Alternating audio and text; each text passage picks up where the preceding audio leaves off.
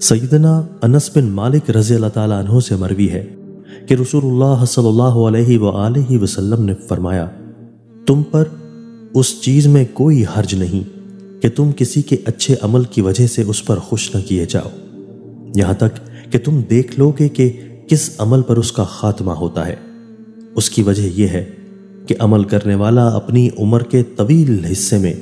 یا کچھ زمانے میں ایسے نیک عمل کرتا ہے کہ اگر ان پر اس کی موت واقع ہو جائے تو وہ جنت میں داخل ہوگا، لیکن ہوتا یوں ہے کہ وہ اپنی روٹین تبدیل کر لیتا ہے اور برے عمل شروع کر دیتا ہے۔ اسی طرح ایک آدمی کچھ عرصہ تک ایسے برے عمل کرتا رہتا ہے کہ اگر اسی حالت میں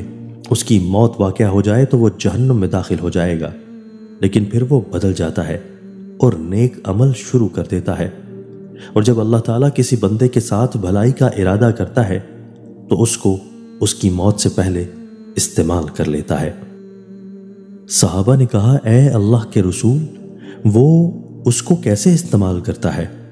آپ صلی اللہ علیہ وآلہ وسلم نے فرمایا، اللہ تعالیٰ اس کو نیک عمل کی توفیق دے دیتا ہے اور پھر اس کو اس اچھے عمل پر موت دے دیتا ہے۔